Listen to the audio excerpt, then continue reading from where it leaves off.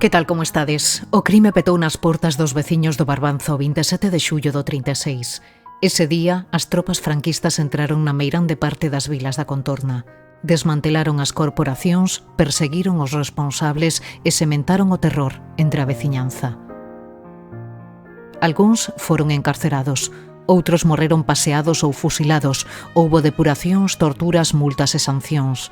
Outros conseguiron salvarse fuxindo por mar, botándose ao monte ou emprendendo o camiño do exilio. O que se buscaba era o que agora en algúns compañeiros meus, historiadores que profundizan no tema, definen como un xenocidio da xente que defendía a República. Intentaron borrar calquer rastro dos defensores da República, calquer rastro das ideas republicanas, non só nos que pagaron coas súas vidas, sino tamén logo coas súas familias ao longo de todos os anos da ditadura. Pronto abriron nesta zona ata 5 campos de concentración. Rianxo, A Pobra, Muros e Padrón albergaron este tipo de instalacións que foron levantadas sobre antigas fábricas de conservas, azucre ou salgadura.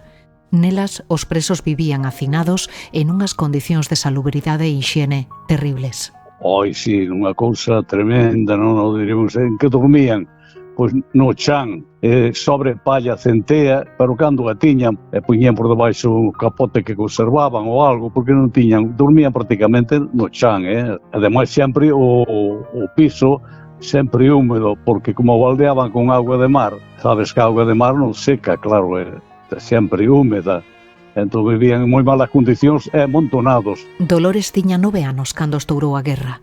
A súa nai e ela mesma non dubidaron en prestarlle apoio aos presos. Eran as madriñas republicanas. Cando foi que viñeron os prisioneiros, mamá e Marcesa Josefina, a amiga fonlle pedir a roupa de 2, para que cada unha tiña que lavar. Pero despois, cando lle pasaron o chimento as que eran de esquerdas, cortaban o pelo, e, bueno, da cá, nada máis que o que lle fixeron de mal, cortarlle o pelo a rape. A listaxe de vítimas é inmensa. Nela atopamos o tenente alcalde da Pobra, Manuel Hermo, ou a Bríxida Muñiz, a única muller concelleira de Boiro, ou os curmás de Castelao, Manuel e Xosé, que se inmolaron a bordo do Boueva, ou o xornalista de Ribeira, Manuel Lustres Rivas, que foi fusilado tras pasar unha breve tempada na illa de San Simón. Lustres foi detido cando estalla a guerra, sin que lo esperara. Posteriormente, bueno, pues estuvo na prisión de Vigo, estuvo tamén na illa de San Simón. Bueno, desgraciadamente, pois apareceu morto pois un 10 de novembro do ano 36 na playa de Redondela en concreto. Tamén foi asesinado o xornalista de Ribeira Julio Silva, barbeiro de profesión. Foi detido pouco despois do golpe e condenado por rebelión. Na prisión da Falcona, onde estivo 6 meses recluído, viu como sacaban a Ángel Casal, a Díaz Baliño, a Sisto Aguirre, os irmáns Pasín ou a Manuel Calvelo. Todos morreron paseados ou fusilados. O día 28 detivérono, bueno, a partir de aí viñeron as palizas, levaron o primeiro ao cárcere de Noia, do cárcere de Noia os 3 días levárono para Santiago e estivo nos baixos do Pazo de Rasoi, onde tiña o cárcere, ata que o fusilaron o 29 de xaneiro do 37. Desde hai 13 anos, a Comisión pola Recuperación da Memoria Histórica do Barbanza traballa para manter viva a memoria. Faino sinalizando lugares, recuperando historias e reabrindo fosas na procura dos desaparecidos. Fai mes e medio estuvemos co equipo que fixo o xeorradar e todo un estudio do terreno ali en Vilacova, e vaise a idea que hai unha cantidad destinada a facer unha segunda campaña nunha zona que non se tocara antes, vale? E que as indicacións documentais é de que 5 veciños da contorna, incluso Manuel García Albo, nen debe de estar ali enterrado. Pero ademais neste capítulo traemos aportada unha resolución xudicial histórica, aditada polo Supremo e que obriga a familia Franco a devolverlle ao Concello de Santiago as estatuas do Pórtico da Gloria das que se encaprichou a muller do ditador alao polos anos 50. Vemos que está moi ben acreditado que estas estatuas pertencían ao Concello de Santiago e que aí teñen que volver. Nos único que esperamos é que pase ese prazo para que sexa unha sentenza firme e poder comezar o proceso para que volvan a Santiago de Compostela. A pece do expediente estaba armado dunha maneira eu creo que moi garantista, éramos moi optimistas, os xuristas decían que non había fuga, e o que non contábamos é que a fuga era extrajudicial e que tiña que ver, bueno, pues, cunha xudicatura en Madrid que actuou de maneira parcial e que de alguma maneira amparou a familia Franco. Eu creo que o Supremo nos ven a decir que aqueles procedementos foron polo menos irregulares. No vindeiro capítulo analizaremos polo miúdo esta importante resolución e poñeremos cifras á fortuna do ditador. Pero hai outros asuntos que marcaron a actualidade estes días, son as novas da memoria. Admitida a trámite a primeira querela presentada en Galicia por crimes do franquismo, presentouna no xulgado de Padrón Manuel Reboiras, irmán do militante da UPG asinado polos disparos da policía franquista en Ferrol en agosto do 75. Manuel afirma que foi torturado ata en 2 ocasións, a primeira vez o 28 de setembro do 75 en Padrón e a segunda o 18 de xuño do 76 no Monte do Castro, en Vigo. A toda agora presentáronse máis de 115 querelas en toda España denunciando crimes do franquismo. Todas foron inadmitidas ou arquivadas. Comezan os traballos de exhumación na fosa de Soutelo, no concello pontevedrés de Salceda. Ali crese que repousan os restos de 4 veciños do Porriño, un de Mos e 2 de Tui, que foron paseados en setembro do 36. Elena Pousa, da Asociación pola Recuperación da Memoria Histórica do Baixo Miño, Condado e a Louriña. Na fosa de Soutelo temos os nomes, de feito están todos os nomes, o que non temos claro é se están todos no mesmo buraco. Serían 7. O que pasa é que confirmados así no mesmo lugar, polo menos 4, nun lugar ali no Arro. A Comisión pola Recuperación da Memoria Histórica da Coruña pide formalmente que o antigo cárcere sexa declarado como lugar de memoria. Nun escrito presentado diante da Dirección Xeral de Promoción da Memoria Democrática, explican que este foi un lugar de sufrimento, abusos e crimes impunes cometidos durante o franquismo. O Estatuto do 36 cumpre 89 anos. No acto de conmemoración, a nacionalista Ana Pontón reclamaba: queremos un novo estatus político para Galiza que nos recoñeza como que somos unha nación con verdadeiro autogoberno, con soberanía. Basta xa de que decidan por nós a centos de kilómetros. Xa podedes consultar en internet os fondos do anteproxecto do Estatuto da Autonomía de Galicia da Segunda República.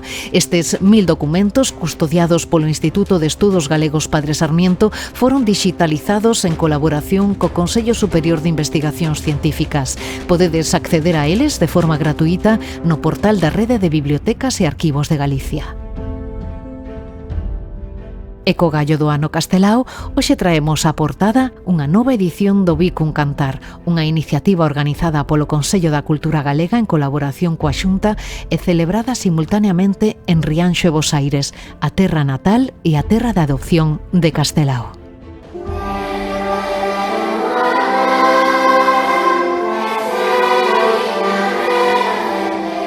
Non nos xuntamos para cantar, sino que porque estamos xuntos cantamos. Cando estamos xuntos, iso é unha forma de relación especial, é unha festa, unha convivencia especial, e digamos que as palabras non bastan, é necesario acudir á música para expresar eses bons sentimentos de felicidade por estar tantas persoas xuntas.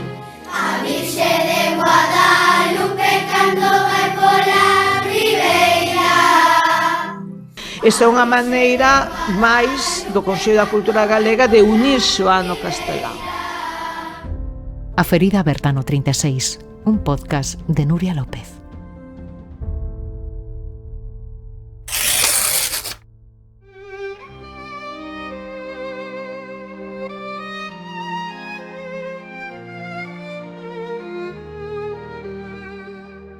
Altas horas da noite. Os falanxistas e os civiles saen da taberna. Dan voltas pola vila, abesullando a través das reganduxas que deitan luz, contendo o alento nunha esquina para escoitar algún rumor. Siguen, falan polo baixo, rematan petando unha porta. Alí onde petan petou o crime. Todas as noites piden a corda da vaca. Da sombra do alpendre saen a luz da lúa cun home atado coa corda da vaca. Dende as casas en noite ouven que xeme unha muller. Pasos que aínda resisten, un taco desvergoñento fatuo. Despois chega de lonxe un berro longo. Non se sabe si de home, de neno ou de animal ferido. Todas as noites, na aldea e nas vilas, Pola mañanciña vese na codia dun árbore a sinal da corda e o sangue ao pé. Primeiro mátase a un, despois ao que protesta desa morte. Logo aos que queren socorrer aos que ficaron orfos. Tamén se mata aos que non queren matar a seus irmáns. A roda non ten fin.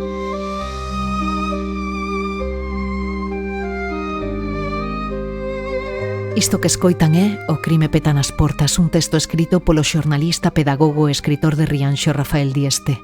Apareceu publicado na revista Nova Galiza o 5 de maio de 1937, unha publicación fundada por Castelao e que o propio Dieste dirixiu naqueles dificilísimos anos da guerra. Pois esta escena que Dieste relata neste texto repetíase cada noite polos povos, vilas e cidades de toda Galicia. Sábeo ben a rianxeira Dolores Rodríguez Sande. Tiña 9 anos cando estourou a guerra. Os seus 97, case 98, ten gravada na retina a imaxe dos falanxistas petando na porta da súa casa na procura do pai, simpatizante do Partido Galeguista. Nunca esquecerá a imaxe dos presos do campo de concentración aos que ela e a súa nai asistían, ou as primeiras execucións, ou as mulleres rapadas e aldraxadas polos sublevados. Fotografías que forman parte do álbum persoal de Dolores.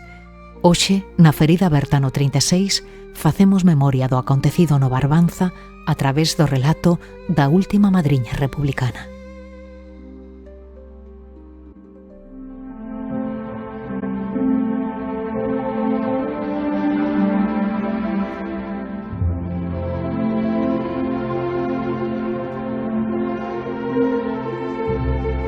Chamaban madriñas dos prisioneros de guerra, porque se ofreceron para lle lavar a roupa. No ano de empezar a guerra, trouxeron aos prisioneros para unha fábrica de conservas que estaba cerrada había moitos anos. Era en Rianxo, a beira do mar, a terminación de Rianxo. Entonces, bueno, cando foi que viñeron os prisioneros, mamá e Marcesa Josefina, a amiga fonlle pedir a roupa de 2 para que cada unha tiña que lavar. Entonces o soldado que estaba na porta atendía a xente que iba. Entonces elas dixeronlle que lle querían lavar a roupa a 2 prisioneros. La buscar a sucia e despois levarlle a limpia. Entonces el, aí xa na entrada, o soldado dixolle: acá ofrécense 2 señoras para quen quere que lle lavar roupa. Dixeron: ai, nós, a nosotros, porque eles falaban o castellano así medio parecido a alguna palabra ao galego, pero en castellano. Un deles, olvidei o nombre, e outro chamábase José Antonio, eran primos, eran asturianos. Entonces, bueno, trouxeron a roupa, elas xa levaron unhas bolsas para traer a roupa para lavar. E xa había un ano que había guerra cando os trouxeron. E a xente de Rianxo, as mulleres de Rianxo, que aí sí que había moitas de esquerda e non tiñan medo. E elas a montóns iban a lavar a roupa. Pero despois, cando lle pasaron o chimento as que eran de esquerdas, cortaban o pelo a unhas cuantas de Rianxo e do Paso, que era a 2 kilómetros de Rianxo. Cortaban o pelo, e bueno, da cá, nada máis que o que lle fixeron de mal, cortar o pelo a rape.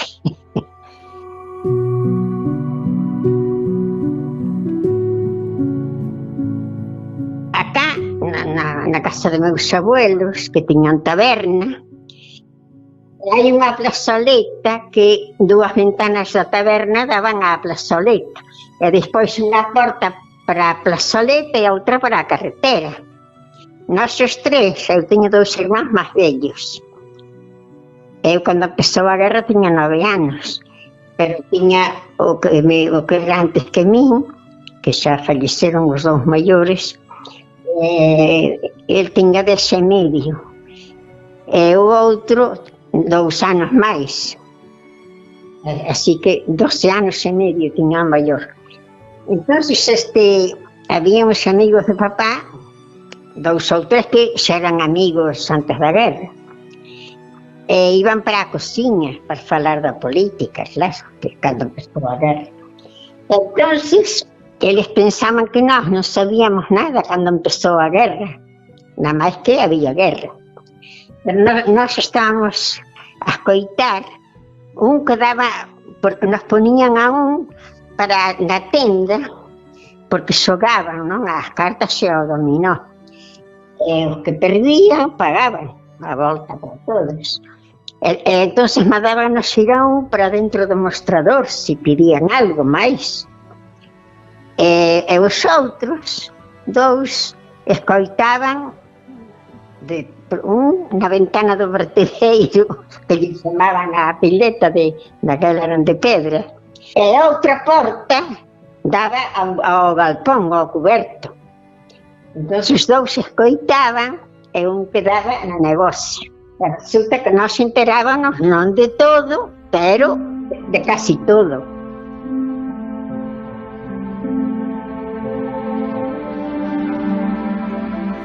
O perseguido foi papá. Era do Partido Galleguista e a parte, como vivíamos con os meus abuelos, que tiñan taberna, pois o grupo do Partido Galleguista, o que falaban, os libros que tiñan e todo, era no salón da taberna, non á vista da xente. Despois tiñan unha mesa grande, e pola parte de atrás, adiante todo caixóns, desde a mesa hasta o piso. E despois había unhas estanterías con libros, de esquerda era o que había, pero non eran como para matar a xente por ser de esquerda. Daquela, como non había camionetas, nin camións, nin tractores, viñeron os falangistas e levaron cunha orden, e levaron a mesa, a man, entre varios mozos falangistas, e levaron, e había cuadros, había dúas fotos grandes con marco de dous republicanos que cando se empezou a guerra eran de esquerda e se mataron no San Ferrol.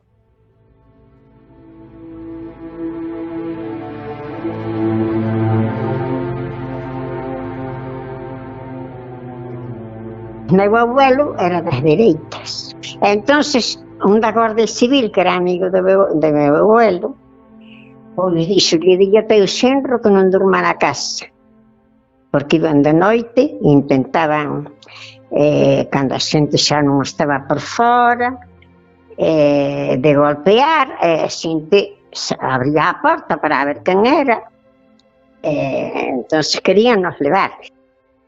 Quixeron levar a outro que era do mismo lado donde vivíamos nós, dese mismo lado, pero como unha cuadra, como 100 metros. E tamén, ele era de esquerdas e a muller foi abrir a porta, eso era tamén de noite, sin luz afora ni nada, e empujou, pero a señora meteu o pé no medio da porta e da parede, e non empujou, non deixou abrir, e o outro parece que sacou o pé e ela cerrou, puxo o pasador, entonces non abriu, claro, non pudo entrar. Resulta que unha vez si quixeron entrar de noite, entonces mamá foi a que despertou, porque senteu un golpe, e xa rápido un grito, pero grande. E despois senteu a correr. Entonces, que fixeron? Despois do golpe e do grito, despois mamá, como estaba desperta, sentía un ruidito chiquito, pero que non era normal. Entonces, ela que dixo, andanos na casa. E era que querían entrar, xa sacaron como a noite non se lavara a lousa, estaba toda no vertedeiro, a lousa de cenar, e máis a ola sería que a noite comía o caldo, na mediodía. E estaba todo na pileta para lavar o outro día, Entonces sacaron para fora, eles se ve que tiñan linterna, sacaron para fora, para o patio ese, sacaron toda a lousa para non facer ruido para entrar. Así que pensamos todos que viñan buscar a papá, pero papá xa non dormía na casa. En Galicia non bombardearon porque non hubo guerra, nada máis mataban ao que podían, pero despois a xente xa se avivou e os de esquerda non dormían na casa. Cando era no tempo do millo, que era grande e que non iba frío, dormían ante o millo, pero separados, para que non se falaran, porque de noite polos camiños, que estuveran lexos do camiño, outras veces no monte, pero lexos dos camiños tamén. Pero despois desapareceu un día xa non estaba. Parece que os dai, os militares decían que os levaban a pasear, aí levábanos a matar, decían que os levaban a pasear. Entonces o primo de José Antonio xa o levaran. Despois, bueno, ele estaba tremendo, diz que ese día eu non foran elas. Bueno, deronlle a roupa dos dous, porque o outro non estaba, deronlle ao primo a roupa del.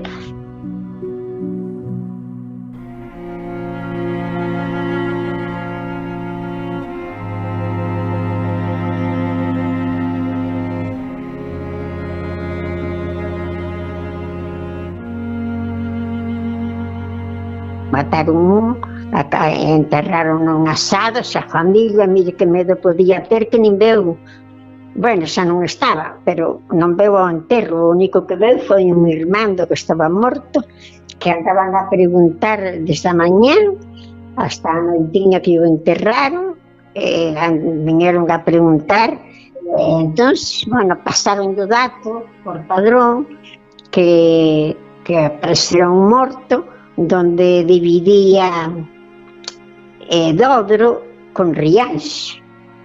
Entonces despois viñeron pola carretera hasta que chegaron a Asados, viñan caminando, claro.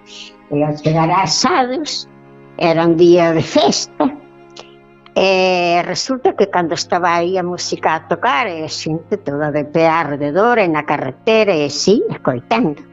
E chegou unha camioneta, como aí estaba a banda de música diante da porta tamén, a porta da plazoleta, e como estaba a outra porta aberta que estaba a carretera, foron tocalo aí, non había timbre, golpea a porta, dixeron que se tiña unha escaleira e ella podía prestar ao outro veciño.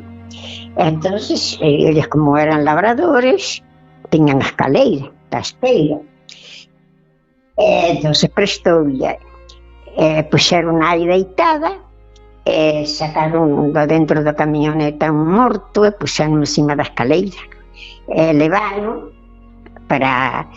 Había unha caseta, ainda hai, a mesma, a entrada do cementerio, entonces levaron para aí, pediron yo ao cura se deixaba meter aí, do cura doulle a llave, abriron a caseta, había unha mesa sola, sin asientos, puxeron aí encima da mesa. Entonces xa ao vilo morto xa non hubo o concierto, nada máis que a pesa que estaban a tocar, e pararon, e xa non hubo música á tarde, e quedou morto aí. Me parece que non hubo velatorio que tuvera tanta xente, hasta que o enterraron a noitiña, cheo de xente, iban e viñan máis mulleres e rapaces que homes, a xente pasou así. Aos 25 anos marchei para a Argentina. Viña a cal unha vez, a primeira vez vin aos 14 anos con 2 fillos, os que teño, o home está acá e a filha está na Argentina. Pois dixenlle un día ao meu fillo, como a mí me quero facer un homenaje, se de Rianxo eu todos os días cando iba, levar a roupa a buscala, encontraba no pedazo ese da terminación das casas hasta a fábrica, encontraba un montón de xente de Rianxo. Eu non había pensado, e dixo o meu fillo, mamá, cantos anos teñen as mulleres que iban lavar a roupa? Serían de 30 para arriba, porque a maioría eran casadas, todas. Entonces dixo José Miguel, si ti tes 97 e ti tiñas 10, xa hai moitos anos, non hai ninguén que teñen que facer o homenaje. Ten razón, non me puse a pensar eso. A ferida aberta no 36, un podcast de Nuria López.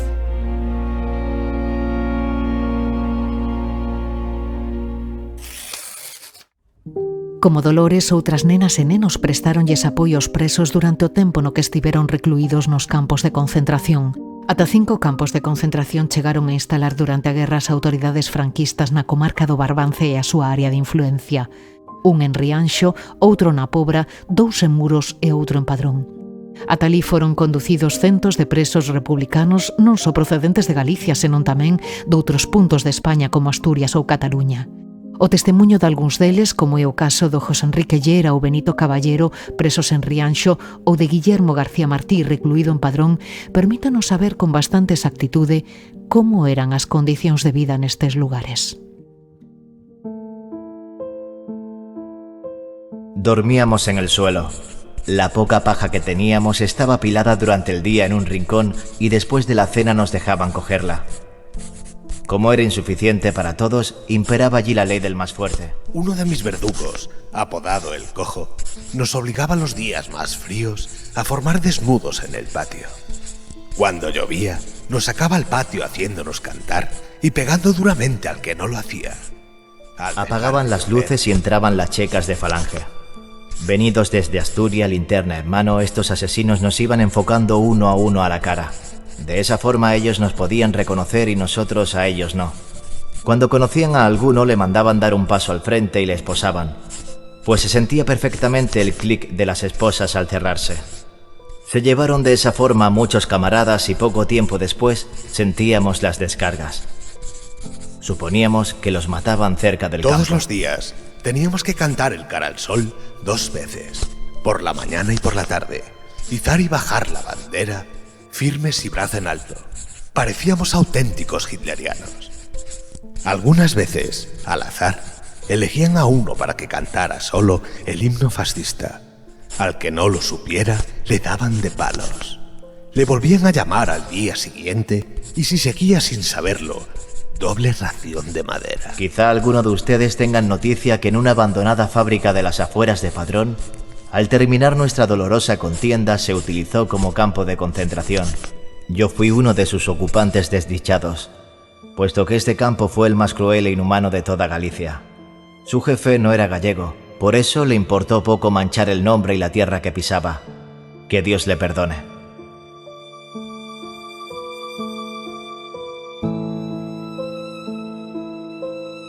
O historiador Xesús Santos Suárez leva anos investigando as condicións de vida destes campos. Xesús Santos, que tal? Benvido, como está?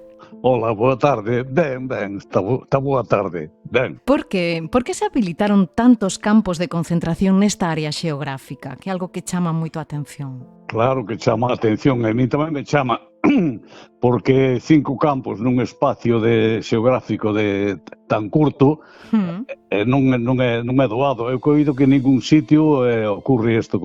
A razón é porque había vos lugares de emprazamento.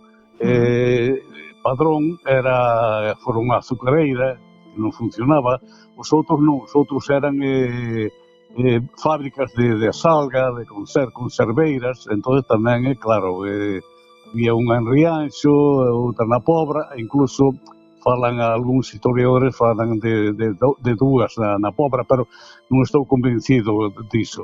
E logo a de Muros, 2 en Muros, unha na entrada, en Anido, na entrada de Muros, e outro na saída de Muros, que é Vieta, porque era o nome do fabricante do conserveiro. E canto se montaron e canto tempo estiveron operativos? Durante toda a guerra ou algún tempo despois? Sí, o sea, As primeiras noticias que temos foi cando empezaron a caer prisioneiros, cantidade de xente, claro, sobre todo no frente norte, o frente de Asturias, lo que é de Santander tamén moito, entón empezaron a chegar, aquí nestes campos que estamos citando, empezaron a chegar a finais de 1937, en novembro, é cando temos noticias. E despois seguiron operativos con máis ou menos xente, pero temos noticias que hasta finais do 39, E como se facían o traslado dos presos? Como chegaban ata aquí? Chegaban por varios medios de conducción, os primeiros que chegaron, desde logo sabémoslo exactamente, porque tivemos a sorte de contactar con un prisioneiro asturiano, José Enrique Llera, que o trouxemos aquí, por mediación do Concello de Rianxo, veu aquí e fixose un monumento ali aos prisioneiros no mesmo sitio onde estaban ainda o resto das naves, que xa non están, porque montaron ali xa hai un complexo xa de urbanístico e tal, sen rematar, pero non están as naves, pero cando veu ele estaba. E, polo tanto, sabemos que chegaron en barco. Os primeiros prisioneiros do Frente do Norte eran xente que se quería fugar. Temos bastantes noticias porque ele fixo unhas memorias e tal, que foi escondendo, tomando datos, e despois mandou umas amigas concretamente, o alcalde dixo que puxeron en contacto con ele, foi tomando nota de todo. Entón chegaron en barco a Rianxo, fondearon cerca de Rianxo, porque non había calado, para o barco, desembarcaron 1.100 e pico de homes, ese viaxe. Cando a capacidade do campo dicían que o informe oficial de que era un campo moi en boas condicións, toda esa pamplina que lle ponían. Claro, de propaganda. Claro, propaganda para 500 homes, viñaron xa 1.100 e pico a primeira vez.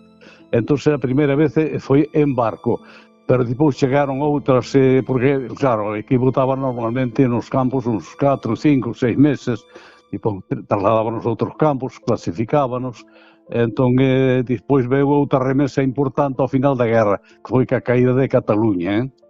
Eses xa viñan xa en tren a Padrón, chegaban a Padrón en tren, ou en barco a Vila García, logo trasladábanos en tren a Padrón, e desde Padrón distribuíanos aos campos daqui de Rianxo, de A Pobra ou de Muros. E entón, máis ou menos, alrededor de que cantidade de presos puideron ter ingresado nestes campos durante eses anos nos que estiveron operativos, aproximadamente? Claro, non podo dicir, pero calculo que uns 4 ou 5 mil homes tranquilamente, E neses campos dos que vostede me está falando, supoño que vivían hacinados en unhas condicións totalmente insalubres, non? Sí, unha cousa tremenda, non o diremos. En que dormían? Pois no chan, sobre palla centea, pero cando a tiñan, porque nos contaba este José Enrique Llera, que non chegaba a nada a palla, e claro, entón peleábanse incluso a ver quen tiñan a que recoller de día, claro, para baldear, entón depois andaban, había peleas, forcejeos, para ver quen conseguía un pouco de palla.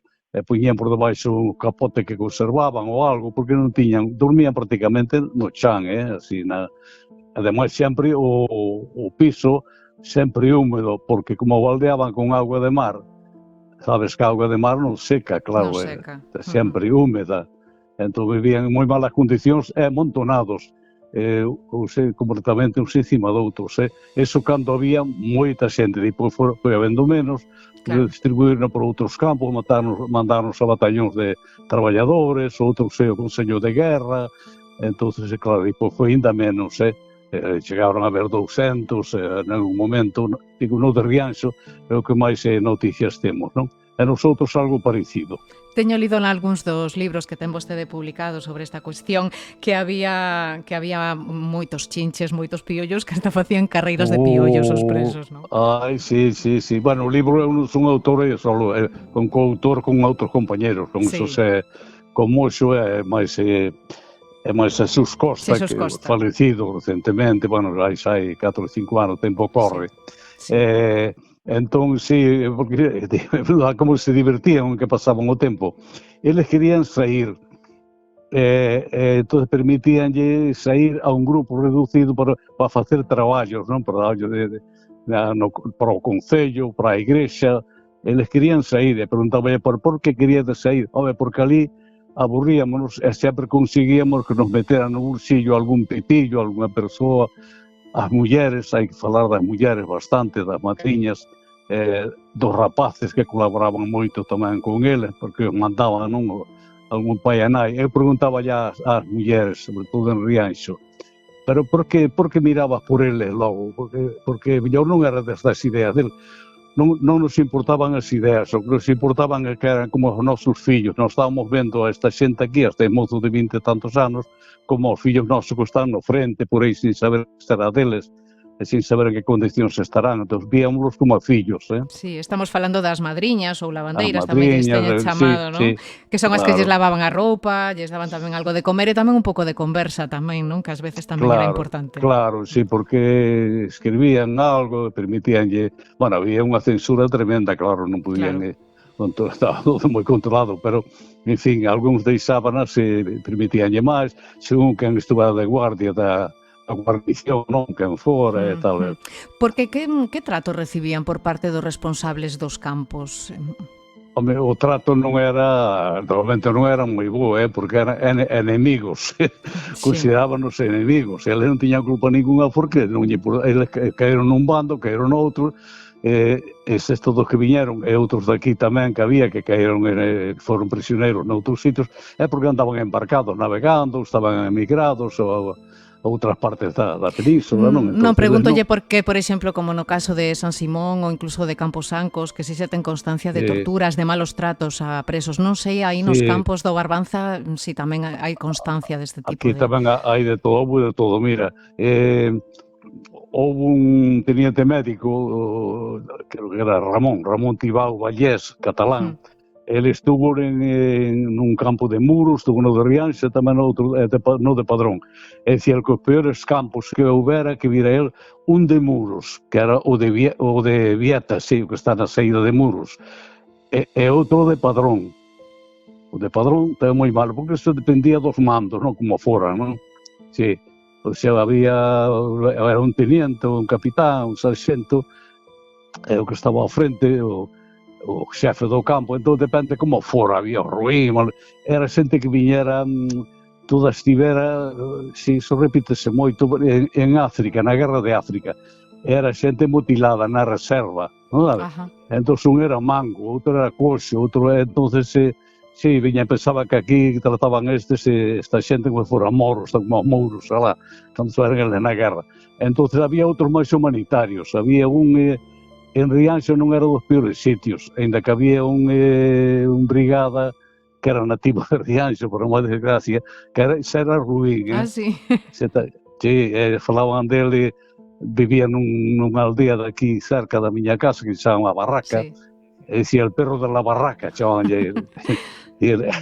E ainda veu un prisioneiro aquí anos máis tarde e preguntaba por ele que quería ir ali, quería vir por dúas cousas a Rianxo, un por darlle un abrazo ao cura de Rianxo, José Benito Fariña, e outra, por darlle un par de hostias ao brigado, ao coxo da Barraca. Non pudo complacerse porque o cura xa morrera, e o da Barraca estaba vivindo na Coruña, quitaronlle a idea, non, de que non fora lá, que non mirara por ele, os familiares que viñar, deixa eso, e tal, si, entón había ruís, e o de Vieta tamén, o de Vieta era unha vida moi dura, sin embargo había outros, como os outros de Rianxo, non fala máis que deste brigada, o que pior fala,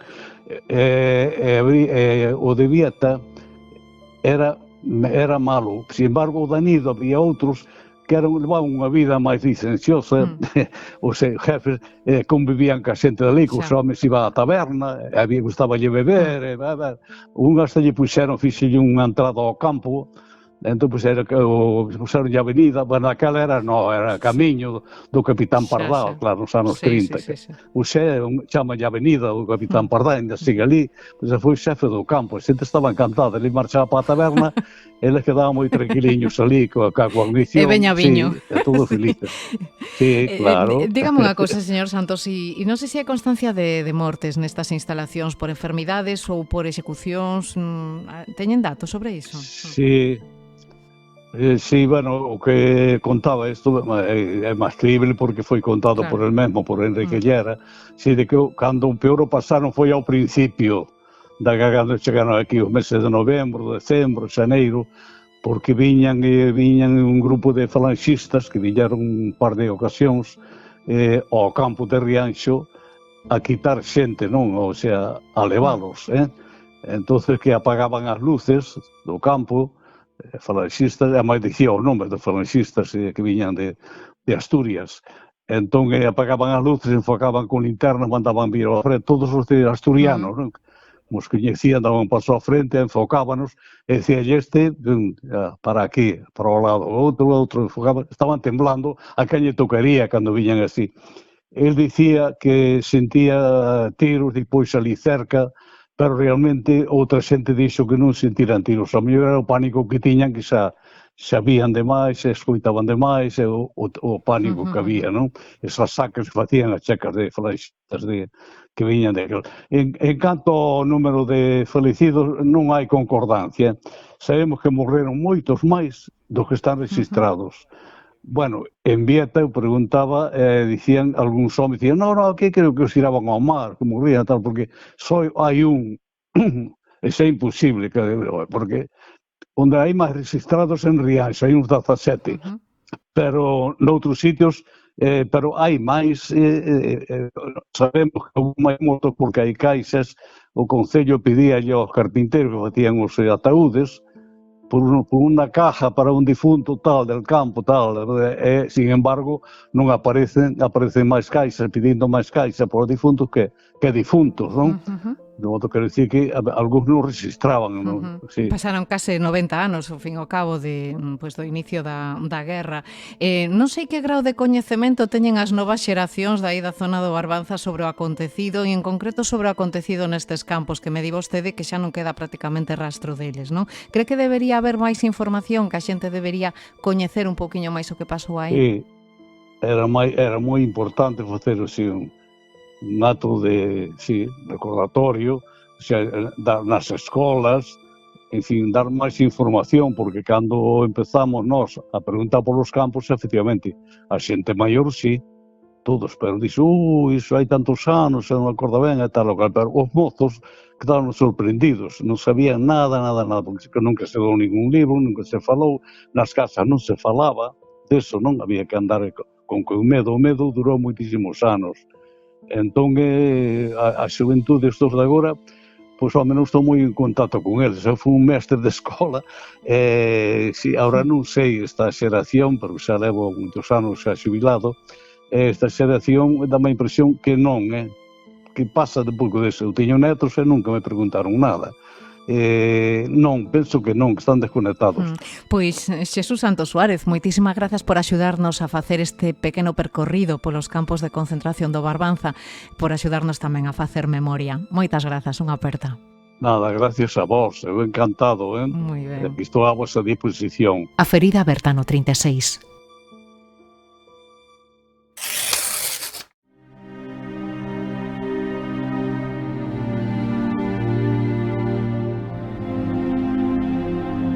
A estes campos de concentración foron parar arredor de 5.000 internos. Algúns eran cargos políticos apartados dos seus postos polos golpistas. Calcúlase que alo menos 42 puideron ser executados ou encarcerados no Barbanza durante a Guerra Civil. Queremos poñerlles rostro a todos eles coa axuda do profesor José Antonio Pérez Fernández, historiador e autor de varias investigacións centradas na represión nesta zona de Galicia. José Antonio, benvido. Hola, boa tarde. Como e cando entran os sublevados na comarca do Barbanza? Pois o igual que en outras zonas de Galicia, aquí ao Barbanza, en concreto a Ribeira Pobra, chegaron primeiro por mar, desde Marín, tomaron posesión dos concellos, tanto na Pobra como Ribeira, e despois chegaron tropas de Santiago, motorizadas nun autobús e en varios vehículos particulares cunha ametralladora enriba, e foron os que reemplazaron as tropas que chegaron por mar, que enseguida marcharon. E producese xa un descabezamento total, non, do poder municipal? Sí, iso foi o 28 de xullo, procederon a deter a quenes formaran parte do Comité de Defensa da República en Ribeira, e na Pobra detiveron ao que quedaba dos concelleiros que quedou na Pobra, que non fuxiu o día anterior nun barco, que era o teniente alcalde Manuel Hermo. Calculase que uns 42 alcaldes e concelleiros da comarca foron asasinados ou encarcerados durante aqueles días. Vostede menciona a Manuel Hermo, non? O teniente alcalde da Pobra, que debeu de ser dos poucos que acabou pagando coa súa vida, porque os outros, como dicía vostede, conseguiron salvarse porque fuxiron en barco, non?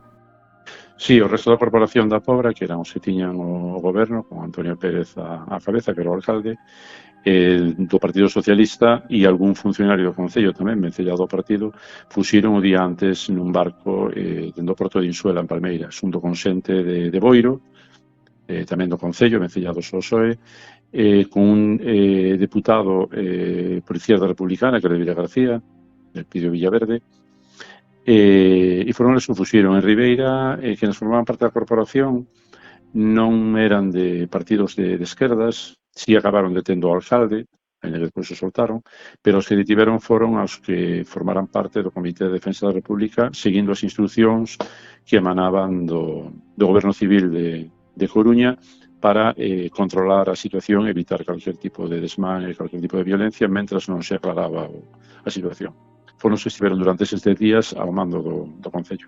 E así, utilizando estes mesmos métodos en todos os concellos da comarca, non? Por exemplo, no caso de Boiro, non? Que tamén caeron varios concelleiros, entre eles Bríxida Muñiz, non? Que foi a única muller concelleira durante a Segunda República, non? Sí. A Bríxida non escapou, tiña a súa familia, vivía dos traballos no campo, fixeron o mismo que fixeron contra xente Ribeira. Ela detivérona e despois con outras mulleres a raparon, lle deron palizas, a de ricino, a finalidade era humillala. Pero, ela acabou morrendo 3 anos despois porque quitaron todo.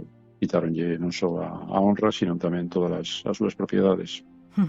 Outro dos puntos no que a represión foi feroz tamén foi Rianxo, unha vila con gran implantación, neste caso do Partido Galeguista, non? Que tamén foi tomada polos sublevados entre finais de xullo, principios de agosto, e caeron así, por exemplo, Sisto Aguirre, paseado en palas, ou tamén foron encarcerados os que foran alcaldes das corporacións saídas, non? Das eleccións, non?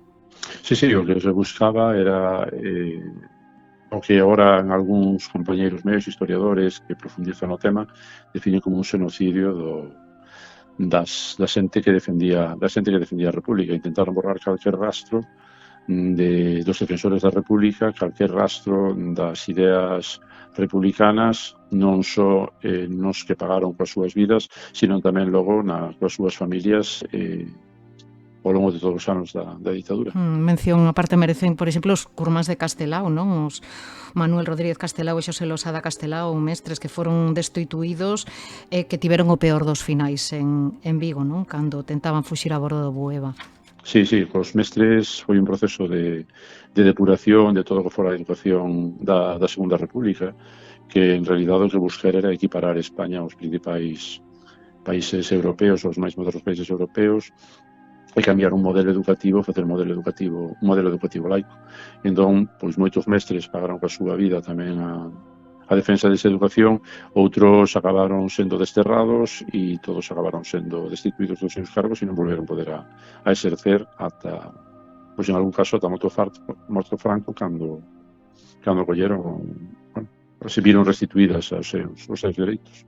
A represión castigou tamén especialmente a intelectuais e xornalistas. Estou pensando, por exemplo, en Manuel Eustres Rivas en Ribeira, tamén en Julio Silva, non? Afiliado ao PSOE, xornalista, encarcerado e fusilado naqueles durísimos anos da Guerra Civil. Vostede tivo ocasión de investigar un pouco na vida de Julio Silva. Para que non o coñeza, quen foi Julio Silva? Pois Julio Silva era un xoven de Ribeira que por unha enfermedad cando era adolescente tivo que deixar de estar embarcado no mar, como era a maioría da xente de Ribeira naquele entón. Ele era de Padín e puxo unha barbería, os seus pais puxeron unha barbería e fixose barbeiro. E aí na barbería, e máis estando enfermo no hospital, foi cando empezou a ler e cando empezou un pouco a convertirse en un autodidacta en canto que era a formación intelectual académica, pero foi a escola pois o mesmo que iban os outros nenos por aqueles tempos, e ata os 10, 12 anos e aí xa deixou.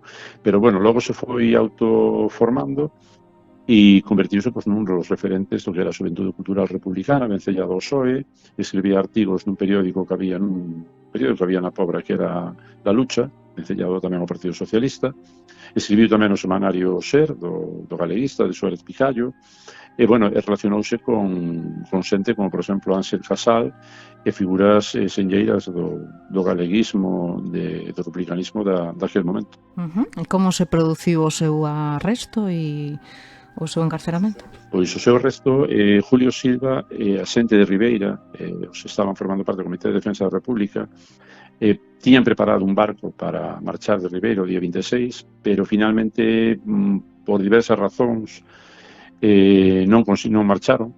Julio Silva, a súa muller estaba esperando a dar a luz, de feito do a luz o día 26 de xullo, 2 días antes de que chegaran as tropas. Nun primeiro momento ele estivo acochado cando chegaron as tropas, pero bueno, despois estaba na casa confiando en que non lles pasaría nada, porque non cometera ningún crime. O día 28 detivérono, bueno, a partir de aí viñeron as palizas, levaron o primeiro ao cárcere de Noia, a ele e a outros 4 compañeiros, a Sendón, a Bilbao, a Sieira e a Lijó. Do cárcere de Noia, os 3 días levárono para Santiago e estivo nos baixos do Pazo de Rasoy, onde tiña o cárcere, ata que o fusilaron o 29 de xaneiro do 37. Un mes antes xulgaran un dos consellos de guerra destes que, bueno, estableceron os sublevados, eran consellos farsa porque acusaban os republicanos de ser eles os rebeldes, ir contra a lei. E un mes e 7 días despois, o 29 de xaneiro, na madrugada do 29 de xaneiro, fusilado. Todo iso está recollido nas súas memorias, en cadernos se escribiu no cárcel.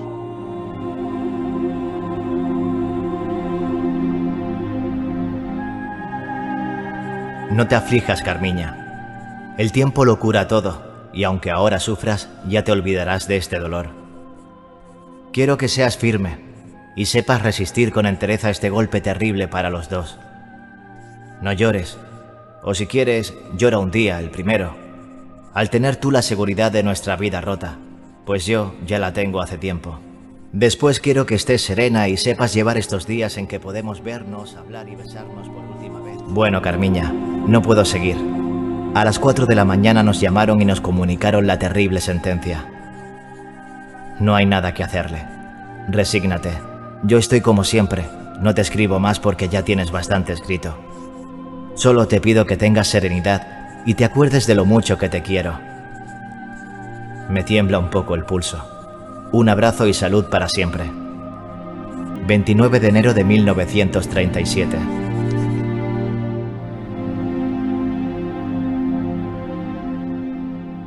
Sí, vostede tuvo acceso, non, a eses diarios que escribiu Julio Silva. Que contan eses documentos? Que foi o que máis lle chamou a atención? Pois os documentos contan un pouco o que unha parte autobiográfica, é dicir, conta o que foi a súa vida desde que naceu ata que, bueno, se casou, chegou á República e demais. Despois, outra parte, son os escritos políticos, algúns dos escritos que ele fixo, como dixen antes, en La Lucha e máis en Ser, e outros que non chegou a publicar. E despois hai unha terceira parte que son as cartas que escribe desde o cárcere. Sen dúbida, o que máis me impresionou, pois, 2 escritos, un falando da Ribeira revolucionaria que quería ver para o futuro e quería deixarlle ao seu fillo, e que, entre outras cousas, recollían pois instalacións deportivas, un transporte que conectase ben as aldeas, unha educación obrigatoria ata os 15 anos, logo 2 anos para facer unha especie de formación profesional ou prepararse para estudios universitarios, un hospital, unha residencia a terceira edad, unha guardería, todo a cargo do municipio. E despois as cartas que escriben no último momento, bueno, as cartas non, son as notas que escriben no último momento xusto cando sacan da celda para levar a Boisaca fusilaron.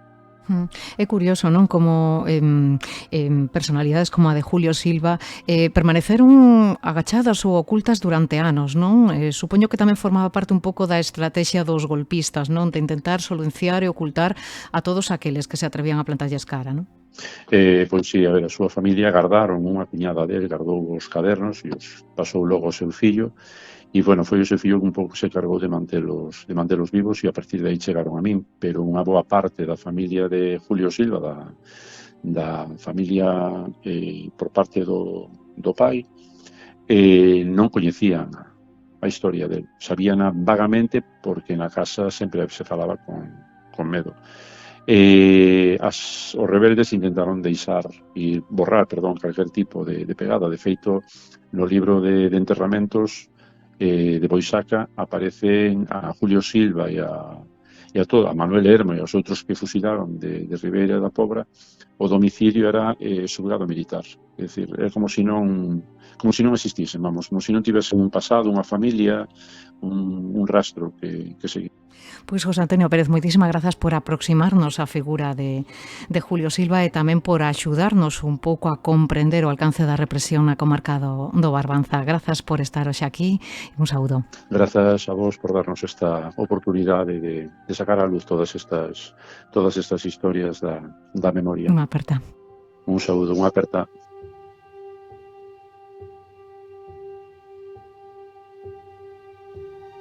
Entre as dúcias de veciños do Barbanza executados polos fascistas figura o xornalista de Ribeira Manuel Lustres Rivas. Prendérono en Vigo nos primeiros compases da guerra e despois de percorrer distintas prisións, entre elas a illa de San Simón, foi asasinado en Redondela en novembro do 36. Achegámonos á súa figura a través do historiador e xornalista de Ribeira Xosé María Fernández Pazos, con quen ademais compartí micrófono durante moitísimos anos. Xosé María, que tal? Hola, moi boas tardes, que tal? Estamos falando dun home máis ben conservador, militante da Orga, pero tamén un home comprometido coas Irmandades da Fala, co Partido Galeguista, non? Efectivamente, era compañeiro de Castelao. A verdade é que durante toda a súa actividade como xornalista ao longo da súa vida, pois Lustres, por exemplo, apenas escribeu sobre política, non? É unha faceta pouco coñecida dele, pero curiosamente, por exemplo, os seus únicos artigos referidos a cuestións políticas facíos a través do comercio de Oporto, non? Pero aquí, por exemplo, ele foi redactor xefe do diario Faro de Vigo e de outros xornais, ou do Galicia, por exemplo, pero nunca escribía sobre política, pero a súa actividade pois sempre foi moi vinculada, pois eso, ao nacionalismo, sobre todo, pois ao agrarismo, que é como el nace verdadeiramente a principio da década dos anos 10 a 20 do século pasado.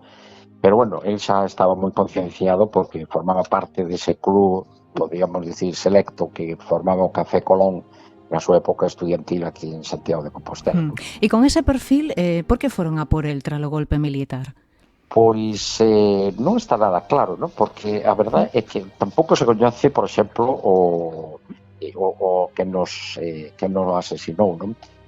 Lustres foi detido cando estalla a guerra, sin que o esperara, e, bueno, para Lustres, pois, a pesar de que a súa dona, pois, xa tuvera problemas, pois, tratou de convencelo de que se fora para Ribeira, porque ali, pois, bueno, podía ser máis protegido pola súas coñecidos os seus coñecidos en Ribeira, pois non o quiso facer, non? Entonces, bueno, el foi cesado a principios de agosto do Faro de Vigo, onde era redactor xefe, e foi detido na súa casa, non?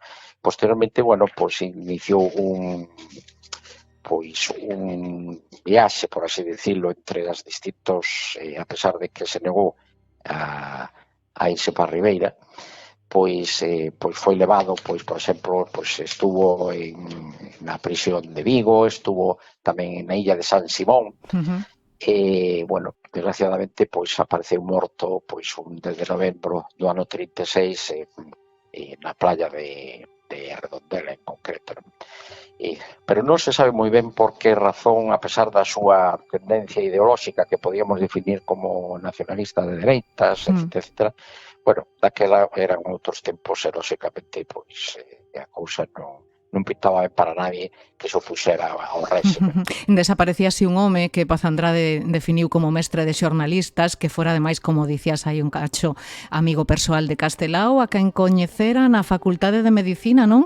E co que se reencontrou en varias ocasións, non só a nivel persoal, senón tamén a nivel profesional, non? Nas distintas publicacións. Pois sí, por exemplo, a súa primeira experiencia xornalística, non primeira, porque xa empezara a escribir, el abandonou medicina e empezou a escribir en varios xornais da época, xa no ano 1906, 1907, pero tuvo unha experiencia moi vinculante cando esa tertulia que facían no Café Colón en Santiago, decidiron sacar un pequeno panfleto, por así dicilo, ou folleto, de unhas poucas páxinas do que solamente saliron 2 números, que era o Galicia Moza, non? Era un folleto tan progresista para a época que, bueno, por exemplo, as imprentas de Santiago negáronse a facela e hubo que ir a imprimilas a Vila García de Arousa. E aí empezou a vinculación un pouco de Castelao, que ademais é a súa primeira colaboración en prensa escrita como cabeceira, non? A cabeceira deste pequeno folleto, do que apenas, incluso había dudas sobre o nome do mismo, se era Galicia Moza ou Galicia Xoven. O profesor Durán pois poñía na súa obra o primer Castelao dúbidas, pois, bueno, teño a honra de, ademais de poser un dos poucos exemplares que existe dese folleto. Que ben. Sí, unha xoia, non? Formato A4, bueno, pois son poucas. Despois, 10 días despois sale Vida Gallega, onde xa Castelao empeza a colaborar asiduamente, non? Despois volven a coincidir, despois de varios itinerarios, no sentido de que, bueno, pois Lustre Rivas pois viaxa a América, traballa en xornais de Madrid, bueno, é un home moi activo, non? Bueno, volven a coincidir no proxecto Galicia, onde ele asume o redactor xefe, non? Con Valentín Paz Andrade, que era o director do fundador do xornal, Castelao, que era o grafista, por así decirlo, e o alma mater tamén do proxecto, coincide como redactor xefe no proxecto Galicia. E despois volverían a coincidir xa hasta a súa morte, 2 ou 3 anos despois, no Faro de Vigo, onde tamén se incorpora como colaborador habitual, pois Castelao, non? É dicir, tuvo unha vida curta, pero moi intensa a nivel profesional. Pasou por Vida Gallega, como decíamos, La Zarpa, Diario Galicia, Heraldo Gallego, o voceiro do Movemento Agrarista de Basilio Álvarez. E teño entendido, Xosé María, que desde ali esas proclamas que lanzaba contra o caciquismo rural fixo que se gañara máis un enemigo e a piques estivo de ser excomulgado, non? Pois sí, ademais as súas broncas continuas ca Iglesia e co caciquismo, ele era do grupo de Basilio Álvarez, non? Sí. Pois fixo que, por exemplo, o boletín do Arzobispado de Ourense pois incluso amenazara con excomunión a aqueles curas que colaboraban co diario. Isto está recollido ademais no boletín oficial da provincia de Ourense. Despois as presións políticas que exerceu tanto o arzobispo, que despois sería arzobispo en Sevilla, pois fixo que tuvera que o periódico cerrara, pecharon, e despois el tuvo que abandonar tamén Ourense, pero a pesar delo ainda lle segueu as denuncias que sufreu, ainda lle segueu durante varios anos en xuicios, non? Pero bueno, era un personaxe moi curioso, que bueno, que el era un gran poeta, ainda que el prefería escribir, e hai que dicir que, bueno, ten outro aspecto moi social, non? Ele foi foi presidente da asociación, da recén creada Asociación da Prensa de Vigo, e ele foi o que creou, por exemplo, a proposta, ademais, que o apoiou Basilio Álvarez despois no Congreso dos Deputados, o feito de que os xornalistas, cando se xubilaban, pois quedaban sin axuda social, é dicir, quedaban nunha situación, se non aforrabas en vida, quedaban nunha situación económica bastante difícil, non? E logrou que, bueno, pois que un céntimo dos xornais pois se dedicara a crear ese fondo de axuda aos xornalistas. Curioso, e ademais foi un dos primeiros xornalistas que tamén traballou por estreitar lazos, non, entre Galicia e o norte de Portugal, non? Efectivamente, el tiña unha sección periódica no Comercio de Porto, no cal pois el potenciaba moito a vinculación económica e a necesidade de unir lazos entre norte de Portugal e Galicia, ¿no? Sobre todo na zona sur. E pois tal vez era aí onde tiña el as súas prácticas máis políticas defensa un pouco do país, non é da economía do país. Pero, bueno, basicamente o que loitaba moito era polos dereitos dos agricultores, cando estaba en Vigo, lógicamente, polo sector da pesca, en fin, foi unha persoa moi social, con unha gran conciencia social, como dicías ao principio, bueno, pois tamén, lógicamente, el fundou, por exemplo, foi un dos fundadores da Asociación de Escritores en Lengua Galega, a pesar de que ele apenas escribeu en galego, ¿no? Que todas as súas obras, pois desde a recopilación de Pandemonium, que se reeditou no ano 2017, coincidindo co seu centenario polo Concello de Ribeira, que é unha recopilación de un pequeno folleto de 100 páxinas que recopilaba os artigos publicados por el en Vila García hasta ese ano, ou a súa obra de teatro, casi todos era todo en castelano, pero bueno, de vez en cando escribía algún galego, pero incluso as obras de teatro, como dicíamos, pero basicamente ele escribeu casi toda a súa trayectoria en castelán, a verdade é que era o habitual nesa época. A guerra deixou inacabada unha brillante carreira, unha prometedora carreira. É curioso, non? Porque desas figuras que seguramente na zona do Barbanza é moi coñecida, pero probablemente un gran descoñecido para boa parte do público de Galicia, non? Bueno, non vayas a creer que tampouco que é moi coñecido tampouco na zona de Ribeira. Tal vez agora polo feito de que o centro cultural da vila, da cidade, pois leva o seu nome, non? O Centro Cultural Los Terribas. Pero ata o ano 1987 sobre el hubo un silencio bastante sepulcral, non? Eu lembro... E por qué? Pois, non sei, tal vez a súa vinculación, por exemplo, recordo, por exemplo, que a súa deriva ideolóxica, pois fora, eso contábamos don Antonio Fraguas, era considerado casi como unha traición nos anos 70 e 80, non? Tal como pois me recordaba don Antonio pois durante a inauguración do Museo Etnográfico de Sotelo Blanco en Santiago, non? Lembro, bueno, pois como pois dicía, bueno, que preguntaba eu por que non se destacaba pois o papel un pouco de Lustres, non? Dice, bueno, non, claro, non era activista, por así decirlo, no movimento ideolóxico da época. Bueno, estábamos nos anos 70 e 80, lógicamente privaban outros intereses, ¿no? Bueno, pois Lustres foi un gran descoñecido e recuperouse, bueno, cabe a honra de ser dos primeiros que recuperou a súa imaxe con un artigo meu no ano 86, cando se cumplían os 50 anos do seu pasamento no Correo Galego, no cal propuxen pois a necesidade de recuperar a súa trayectoria. Ese mesmo ano, ao final de ano, pois celebrouse unha homenaxe en Ribeira o 5 de decembro de 1976 na casa na que el nacera, donde se lle puxo unha placa pola Asociación Altofalante, un acto que organizou o Concello e no cal acudeu a súa filla, non? El morreu e lógicamente foi paseado, está enterrado en Vigo. Pois Xosé María Fernández Pazos, moitísimas grazas por axudarnos a chegarnos a figura de Manuel Lustres Rivas. Foi un placer, unha aperta. Gracias a ti, unha aperta.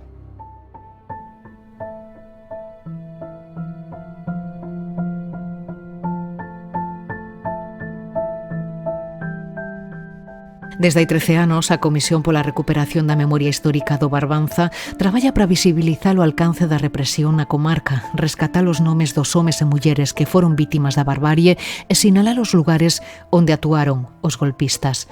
Xoan Hermida é vogal da asociación. Que tal, Xoan? Hola, boa tarde. O Barbanza albergou campos de concentración durante a guerra, pero hai tamén unha serie de lugares onde os fascistas perpetraban os seus crimes.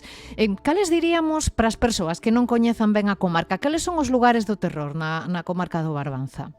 Bueno, ti decías antes os campos de concentración, evidentemente, os de Muros, os de Pobra e o de Rianxo, non? Evidentemente, con moita diferencia, son lugares de sufrimento, de morte na nosa contorna, non? E entón isto merece xa un capítulo especial, pero ademais, por exemplo, pensando no tema dos paseados, non? Pois o tema do Confurco e todo o que é alrededor do Confurco no Concello de Lousame, un lugar que ali fixemos precisamente fai anos un monumento comarcal, porque con diferencia é un lugar ademais que ten doble cara. Por un lado, evidentemente, un lugar de morte onde docenas e docenas de persoas da nosa contorna, pero tamén da zona de Santiago, precisamente porque é unha zona apartada, non de difícil acceso en camións, pero si difícil, ainda vai hoxe un día, non? O monte domina absolutamente todo, e ali foi un lugar de paseos de cantidad de docenas de nosos conveciños que apareceron ali mortos, non? Entón, eu diría que un lugar, a zona do Confurco de Porto Bravo, non?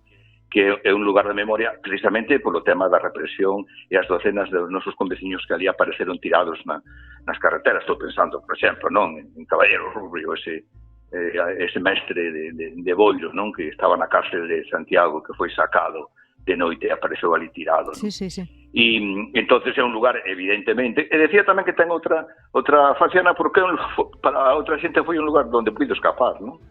Donde puido esconderse, non? Precisamente o noso monumento ten dúas partes. Por unha parte, ali no Confurco vese que hai unha especie de homenaxe á última lección do mestre de Castelao, onde aparece unha figura que simboliza un dos paseados tirados nas cunetas en posición horizontal, un cadáver, e outro que lle aparece desde a terra unha cabeza que está salindo intentando ver, que son os entobados, que se lle chamaba ali, non?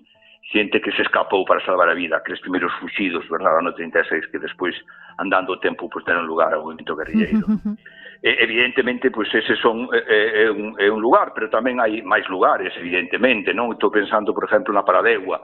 O que estamos facendo agora é señalizar todos aqueles lugares onde temos constancia evidente de que apareceron xente morta, non? Sí, e ia preguntar se están todos sinalizados, aínda non, está de lo facendo. Non, estamos, é dicir, fixemos algúns, por exemplo, no tema da sinalética, a señalización, os campos de concentración están, o de Rianxo, está, eu creo que bastante ben señalizado, demais, tamén no A Pobra fixemos, precisamente, fai ano e medio, ali no que chamaba antes a Conservera de Montenegro, onde desemboca o río Pedras, pois está tamén señalizado co apoio do Concello da Pobra, non?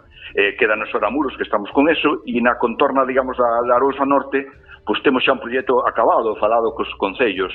Ahora entendemos se vai a ser rápido o de Boiro en dous lugares, temos algúns en Rianxo xa postos, e además queremos que se faga cunha sinalética homoxénea, que entendemos que debe de ser para o resto de Galicia. De feito, pois pretendemos que esa sinalética con códigos QR e demais pois se convirta nun modelo válido para os demais. Entón están outros lugares de memoria nas carreteras, por exemplo, que vai desde Padrón a Ribeira, non? E hai lugares, por exemplo, estou pensando agora no tema da Nogueira que lle chaman, non? A Nogueira é un lugar que está cerca de Cima de Vila, en Boiro, onde estaba o Concello, é un lugar que toda a xente ten na cabeza, pero era o lugar das malleiras, onde lle pegaban físicamente os fascistas e os falangistas a xente do común aí de Boiro, non? E realmente, tantos que pasaron, sufriron ali, homens e mulleres, como os seus familiares teñen, vamos, é un lugar digamos, un lugar triste, un lugar de memoria, porque foi un lugar onde guardias civiles, falangistas, pois físicamente actúan violentamente contra veciños de Boiro, non? E entón hai campos de concentración, hai lugares de paseo, hai lugares onde aparecen mortos, hai lugares tamén, non? Porque lugares da memoria, ese concepto de memoria democrática é tan amplio, non? Pode ser un inmueble, pode ser unha cárcel, unha prisión, é dicir, hai moitos lugares disto. De feito, nós o que fixemos fai 4 anos, eu creo que é un proxecto único que hai de momento en Galicia, con Instagram, co grupo de Instagram de Santiago, o Concello de Rianxo, o Concello de Pobra, están estudiados como lugares de memoria, e é unha publicación que nós temos, que intentamos que a Diputación da Coruña pois se dea para adiante ao resto da provincia, onde se estudia, de acordo ao parámetro de lugares de memoria democrática, aqueles lugares que cubren ese requisito. E fíxose para a Pobra e fíxose para Rianxo, como modelo para que intentamos leválo á Diputación para que se estenda ao resto de... Para que se estenda. Efectivamente. En agosto o Goberno vai recoñecer como lugares de memoria a Illa de San Simón, o Pazo de Meirás. Non sei se dende a vosa comisión ides elevar ao Ministerio algunha proposta para que se lle outorgue este recoñecemento a algúns destes lugares dos que nos estabas falando. É indudable que o tema do Confurco, non? É un espacio, non? Un espacio que reúne absolutamente eses parámetros, non? Porque ademais hai que decir que o monumento do Confurco foi feito por 9 concellos da nosa contorna, desde Muros ata Rianxo, e colaboraron conxuntamente, non? Unha iniciativa inspirada pola comisión. Entón esa idea de aglutinar pois esforzos, non?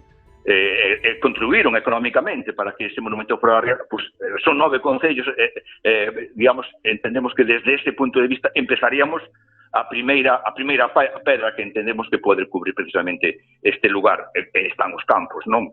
Precisamente si o San Simón aparece como o gran campo de concentración de Galicia, non?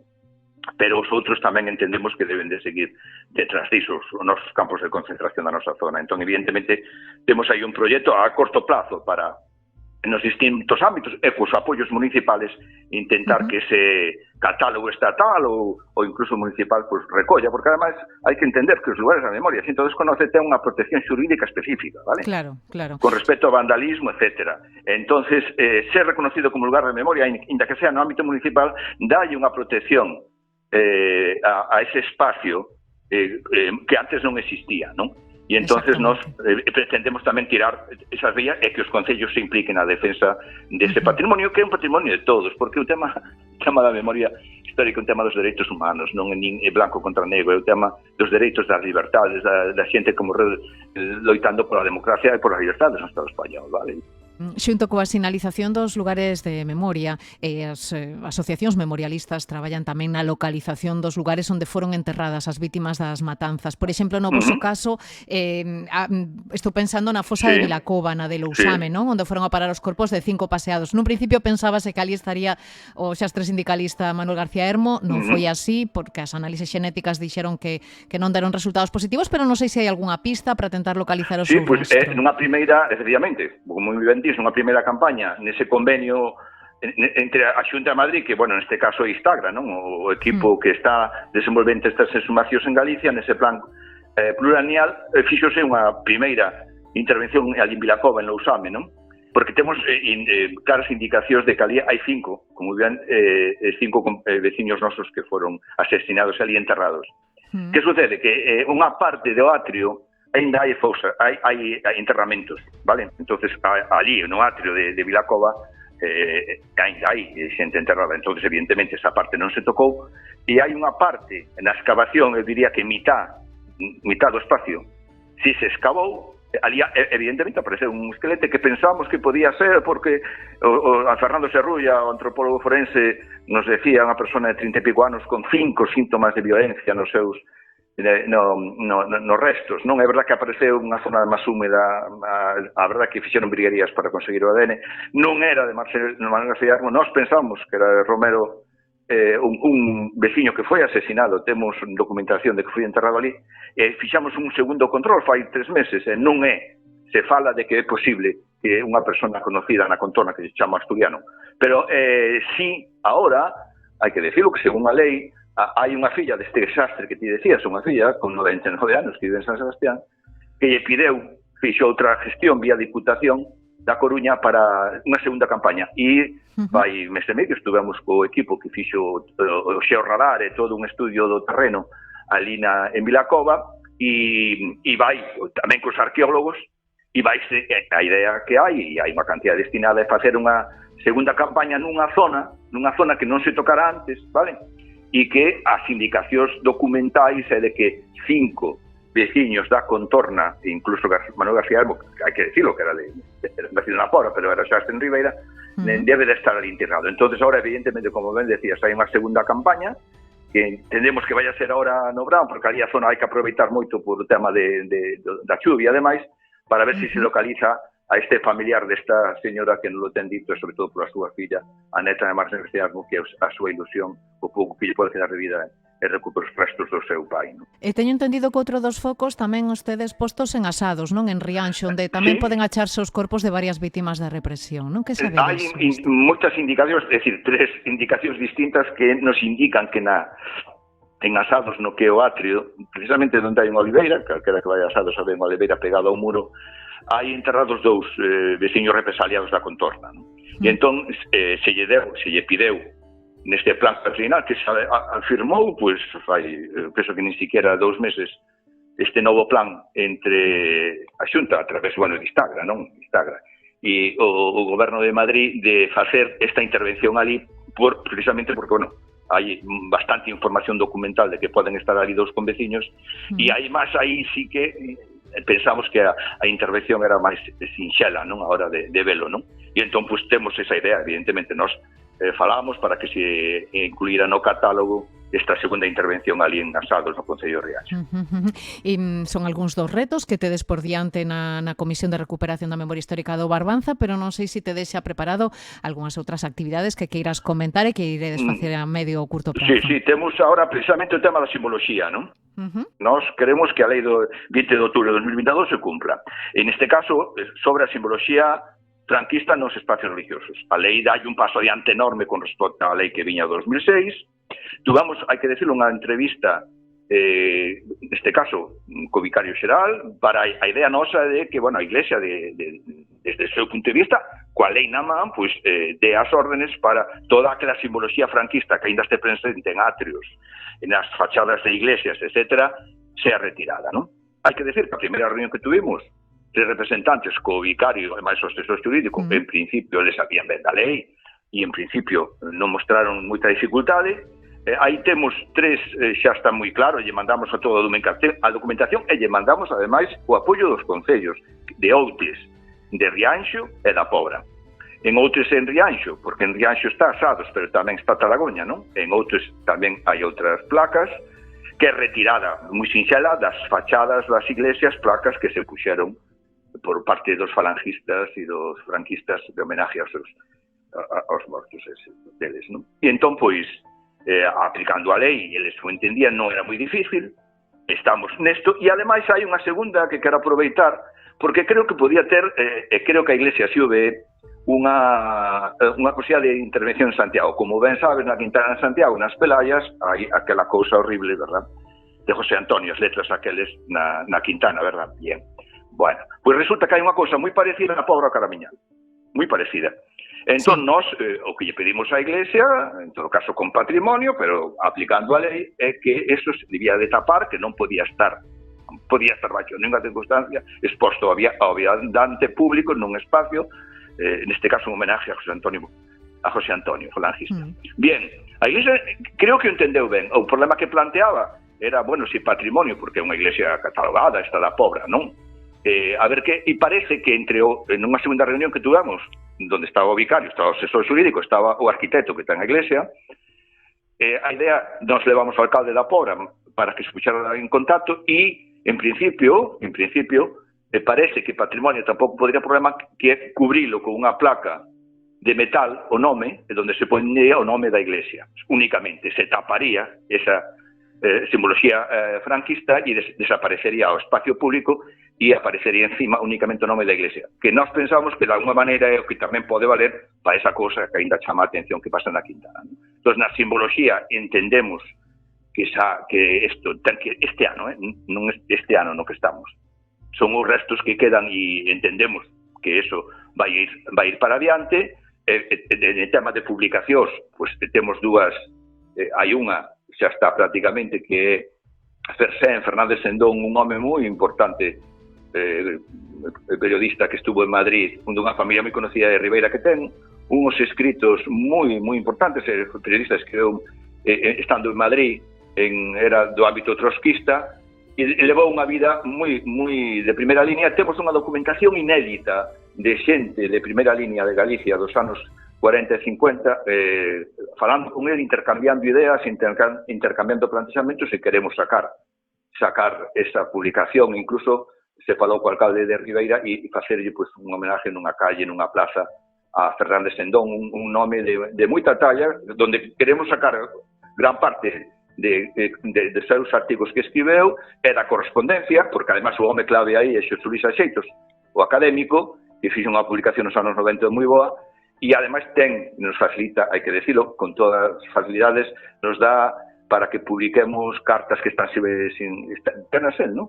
Que lle foron chegando por diversos campos, non? Entonces, no campo da publicación, evidentemente, temos eso, como temos tamén unha publicación que se dá fin de ano sobre un alcalde da Pobra que se fixe un homenaje fai uns meses, e que está, además, restituído a súa imaxe no Salón de Plenos da Pobra, vale?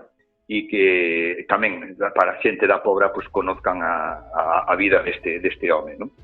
E entonces, pues, é dicir, temos distintos ámbitos e vamos a resolver dentro de uns días un primer concurso que se fixa a nivel de Galicia, que é un concurso dirixido a escolares sobre a memoria histórica democrática, de acordo ao que é o currículum do Ministerio, vale, da LONLOE, non?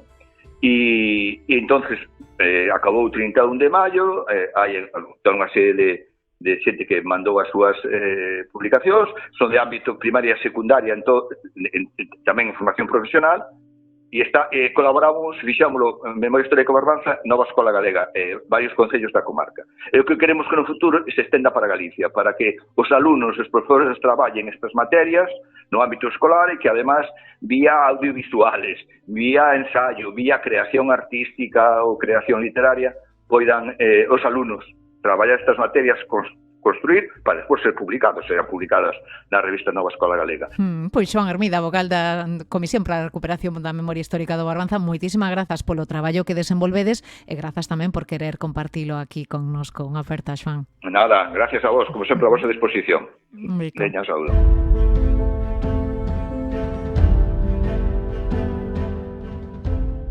A comarca do Barbanza leva meses volcada coa celebración do Ano Castelao.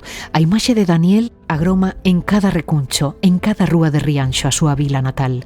En febreiro, a Real Academia Galega e a Fundación Castelao conmemoraban o 139 aniversario do seu nacemento cunha ofrenda floral nesta vila. En maio, 500 nenos e nenas de toda Galicia participaron nun concerto baixo a batuta de Maximino Zubalave para renderlle homenaxe ao rianxeiro máis universal.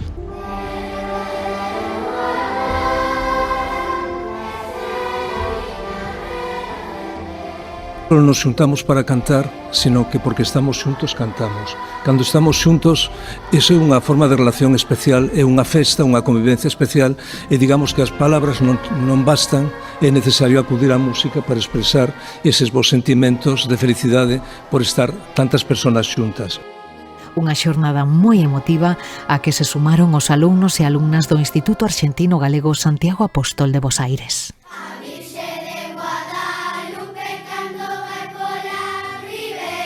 Esta é unha maneira máis do Consello da Cultura Galega de unirse ao Ano Castelao.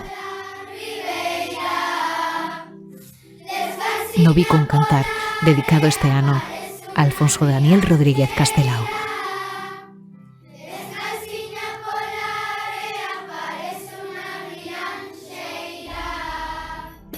Por certo, co gallo do Ano Castelao xa podedes visitar na Cidade da Cultura Castelao Mirar por Galicia, unha mostra inmersiva da que xa vos falamos aquí e que nos achega a traxectoria vital e profesional de Daniel Rodríguez Castelao. Escribín sempre en galego, e se sacades o que hai de galego e de humano na miña obra, non quedará nada dela.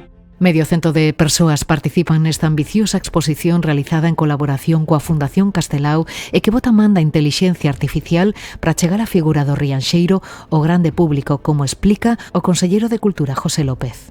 Necesitábamos buscar un proxecto que fose tamén atractivo ás novas xeracións, non? Que fose accesible tamén a todas as persoas e que fose un recurso que nos permitise coñecer esa figura de Castelao e facela máis próxima, máis cercana. Non? Podedes visitala no Gaiás ata o 11 de xaneiro de 2026.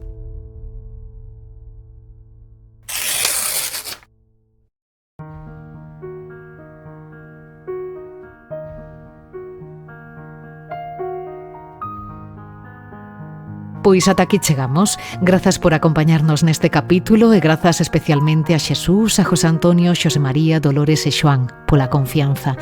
No vindeiro episodio falaremos do último revés xudicial que pon coto a fortuna da familia Franco, a recuperación das estatuas do mestre Mateo. Vemos que está moi ben acreditado que estas estatuas pertencían ao Concello de Santiago e que aí teñen que volver. Nos único que esperamos é que pase ese prazo para que sexa unha sentenza firme e poder comezar o proceso para que volvan a Santiago de Compostela. O expediente estaba armado de unha maneira, eu creo que moi garantista, éramos moi optimistas, os xuristas decían que non había fuga, e o que non contábamos é que a fuga era extrajudicial e que tiña que ver, bueno, pues, con a xudicatura en Madrid que actuou de maneira parcial e que de alguma maneira amparou a familia Franco. todo o proceso é moi interesante, incluso os reveses iniciales, porque esos reveses serviron para iniciar unha investigación na que se descubriron moitos elementos da manipulación das leis que fixo esta familia para manter un patrimonio que realmente non lles pertenecía incluso baixo a lei do franquismo. Siempre ha habido una tendencia a que los Franco han sido bien tratados, no han sido sospechosos de nada, pero creo que se acabó la impunidad, ¿no? Recibe xa un saúdo de Nuria López que vos fala e de Fernán McCormick e Jacobo Perea, que me acompañaron na locución. Xa sabes que podes atoparnos en Spotify, iBooks ou YouTube. Ata cando queiras.